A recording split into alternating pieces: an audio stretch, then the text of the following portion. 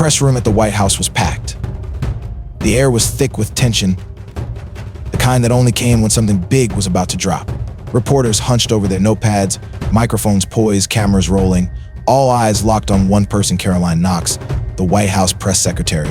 She stood at the podium, poised, composed but sharp, ready to counter every attack. This wasn't just another briefing. This was war. From the moment Karoline stepped up, she knew she was walking into a firestorm. The past 48 hours had seen chaotic protests, explosive rhetoric, and a series of political maneuvers that had the entire country on edge. Democratic lawmakers had gone on the offensive, openly declaring that they would fight in the streets over policy decisions made by the administration. The stakes weren't just political anymore, violence was on the table. The first question came like a bullet. Karoline, are White House officials preparing to fight Democratic lawmakers in the streets? The words hung in the air, charged with accusation and expectation. A loaded question, one designed to create a headline, not get an answer. Karoline didn't flinch. She let the silence stretch just enough to make the room uncomfortable before she spoke. Absolutely not, she said smoothly. And thank you for the question. Her tone was calm but edged with steel, a quiet warning to anyone who thought they could trap her. But the attacks kept coming, and Karoline knew she had to control the narrative before it spiraled. Some elected Democrats are calling this war, another reporter pressed. Congresswoman Monica McIver says, we are at war. Ilhan Omar warns we might actually see somebody get killed. Chris Van Hollen is saying, we have to fight in the Congress, we have to fight in the streets. What now? No?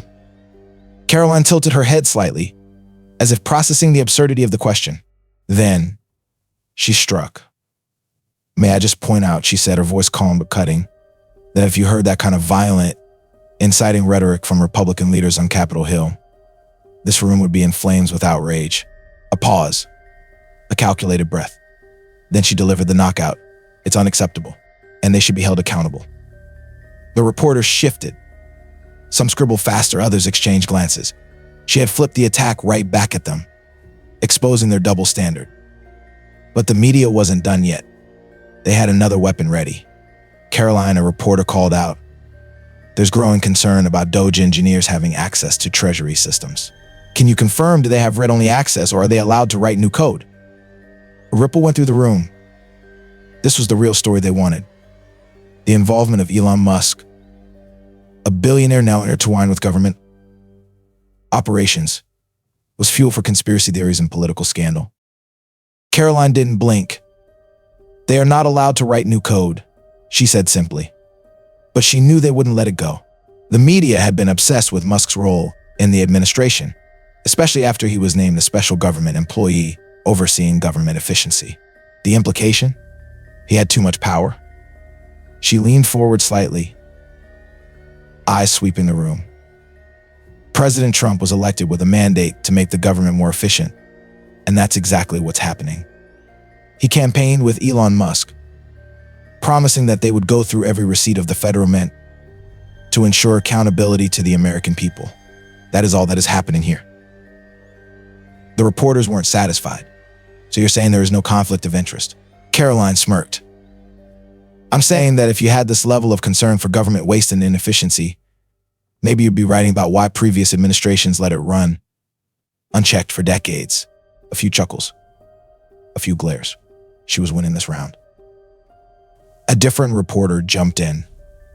NBC is reporting that some of the illegal immigrants arrested recently are being released with ankle monitors or having to check in by phone. Is the administration arresting more people than there is room for? Karoline had anticipated this question. She had the numbers ready to go.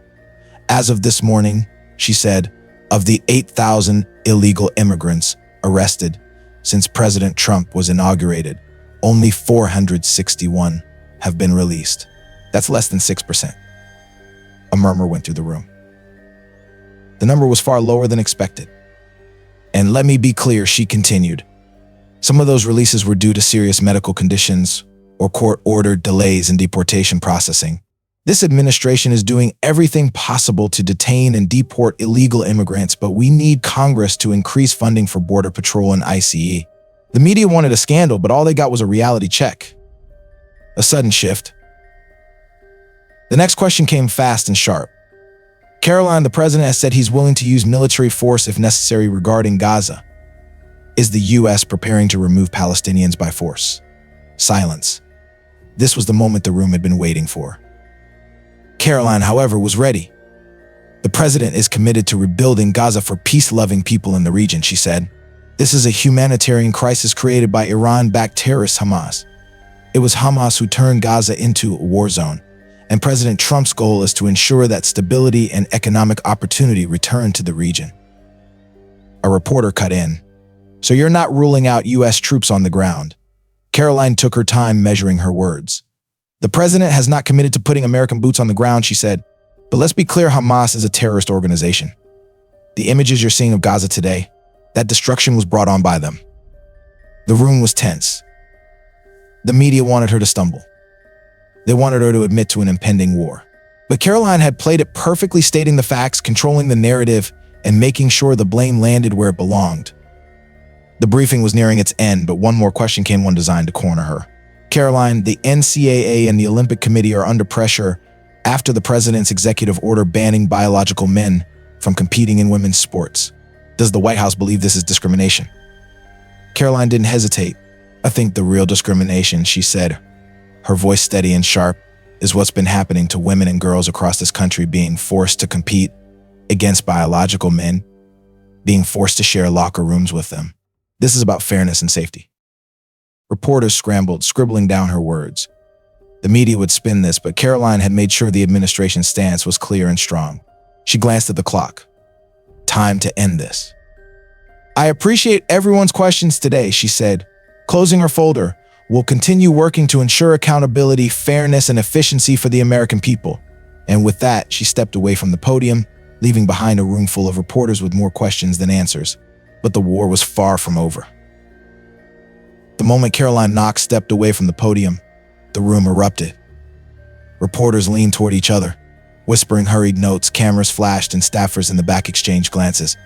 She had controlled the room, but the war wasn't over. As she turned to exit, a voice cut through the chaos, sharp and demanding. Karoline, one last question. If the administration is truly about transparency, why not release the full documents regarding Elon Musk's involvement with the Department of Government Efficiency? The room froze. Karoline paused mid-step, then slowly turned back toward the podium. They wanted a scandal. They weren't going to get one. She let the silence stretch just long enough to make them sweat. Then, her voice came smooth but firm. Elon Musk's role in the administration has been fully disclosed under all applicable laws. If you're asking whether this administration is secretly handing over government systems to private corporations, the answer is no. The reporter wasn't satisfied. So why not release everything? Karoline tilted her head slightly. There it was, the trap. If she said no, the media would paint it as a cover-up. If she said yes, they'd dig until they found something, anything to twist into controversy. She smiled just a little. Transparency doesn't mean giving oxygen to bad faith narratives, she said smoothly. What we won't do is engage in political theater designed to distract from the real work being done. Boom. Checkmate. The room shifted again, reporters frustrated but outplayed. Just as she turned once more, another voice rang out. This time it was urgent. Karoline, breaking reports say that over 400 illegal immigrants were just released into the country due to overcrowding in detention facilities. Can you confirm? Another shockwave rippled through the room. This was the moment they had been waiting for. Karoline didn't blink. As I've already stated, this administration is doing everything it can to detain and deport illegal immigrants. We have removed over 8,000 individuals since President Trump took office. The small percentage that have been released, she paused, looking directly at the reporter, are due to factors outside our immediate control, such as medical emergencies and legal injunctions. The reporter leaned forward, sensing a crack. But doesn't this prove that the system is overloaded? That mass deportations aren't realistic? Karoline narrowed her gaze. It proves one thing, that we need Congress to act. The reality is Border Patrol and ICE are doing their jobs. The bottleneck happens when legislators refuse to provide the necessary funding. The reporter opened his mouth to push further, but Karoline was already moving on. She wasn't about to let them shift the blame. The next question came fast, sharp, and dangerous. Karoline, the president has said he is willing to use military force in Gaza. If the administration is committed to peace, why is this even an option? The entire room held its breath. Karoline let the tension sit there, unshaken. Let's be clear, this war was started by Hamas, not the United States. The destruction we see in Gaza today, that is a direct result of terrorist aggression against Israel. The president is focused on rebuilding Gaza for peace-loving people, but we will not ignore national security threats. A reporter jumped in aggressively. So you're not ruling out U.S. troops on the ground? Karoline kept her voice even. The president has not committed to putting American boots on the ground. That remains a last resort. But the idea that we should stand by and allow Iran-backed terrorists to destabilize the region. Unchecked, she shook her head slightly. That's not an option. The words landed like a hammer. Some reporters nodded slowly, while others scrambled to find a new angle. The message was clear: the administration wasn't backing down. Then came the last, most dangerous question of the day. Karoline, the president's new executive order on gender in sports is being called discriminatory by human rights groups. Does the White House believe it's fair to ban transgender athletes from competing in women's sports? The trap was obvious. Any response would be twisted, politicized, turned into fuel for the culture war. Karoline leaned forward, meeting the reporter's eyes. What's unfair, she said, her voice unshakable, is forcing women and girls to compete against biological men. What's unfair is young girls losing scholarships, records, and opportunities because they're forced to race, swim, or fight against people with an unfair biological advantage. The room exploded into murmurs. She let them talk. Let them react. She had said exactly what needed to be said. The room was buzzing as Karoline closed her folder. She had deflected every attack, controlled the narrative, and left them spinning. But just as she turned to leave, a final voice called out, one that sent a chill through the room. Karoline, an anonymous source from inside the administration, just leaked a memo suggesting that the White House is preparing for a major crisis involving government transparency. Can you comment? The energy in the room shifted instantly. Karoline froze for a fraction of a second, just enough for the most observant reporters to notice. Then she turned back, her expression carefully neutral. I'll have to review that claim before commenting, she said smoothly. But if there's one thing this administration is committed to, it's ensuring the American people know the truth. A perfectly vague answer. A dangerous moment. As she stepped away, reporters scrambled for their phones. Whatever was coming next, it was big. And Karoline knew it. Because sometimes even the press secretary doesn't know what's happening behind closed doors, but she was about to find out. Life is a battlefield, and the strongest warriors are the ones who know how to stay calm in the fire. Karoline Knox walked into that press room knowing she wasn't just facing tough questions, she was walking into a war. Every word, every move, every glance was a battle for control. And that's the first lesson. 1. Control the narrative, or someone else will. The world will always try to put you on the defensive. People will push you, trap you, try to shake your confidence. But the moment you react emotionally, you lose control. Karoline knew this. She didn't just answer questions, she redirected them, flipped them, turned them into her advantage. In life, you must do the same. Never let someone else define the story of your life. If you let people tell you who you are, what you stand for, and what you believe, you will always be stuck playing defense. Take control. Set the tone. Own your truth. 2. Never let them see you sweat. Pressure reveals character. When the stakes are high, some people break. Others rise. Karoline was surrounded by people waiting for her to stumble, waiting for her to say the wrong thing, waiting for a moment of weakness. But she never gave it to them. She stayed poised, sharp, in control. In life, you will have moments where people test you. At work, in relationships, in tough conversations, people will push to see if you break. The secret: don't. Keep your voice steady. Keep your body language strong. Let them guess what you're thinking. Power isn't just in what you say, it's in how you carry yourself when the pressure is unbearable. 3. The truth: as a weapon, use IT wisely. The media wanted spin narratives. They wanted chaos, scandal, and weakness. But Karoline had something stronger than their attacks: the truth. She didn't need to lie, she didn't need to avoid the questions. She simply told the truth in a way that left no room for manipulation. In life, truth is your greatest asset. But how you use it matters.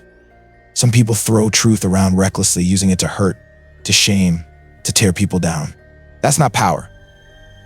Real power is knowing how to use truth to build yourself up, defend what's right, and shut down the noise around you. 4. Stay ready, because the next battle is always coming. The briefing ended, but Karoline knew the war wasn't over. Another crisis was around the corner, another headline, another attack. But she was ready. That's how you survive in a world that's always looking to take you down. You stay ready. Life isn't fair. You will face unexpected challenges, betrayals, and high-pressure moments. The people who succeed aren't the ones who never face obstacles. They're the ones who are ready when the next one comes. So be ready. Keep your mind sharp. Control your emotions. Own your truth. And never let them see you sweat. Because in the end, the ones who stay standing aren't the loudest or the strongest. They're the ones who refuse to fall.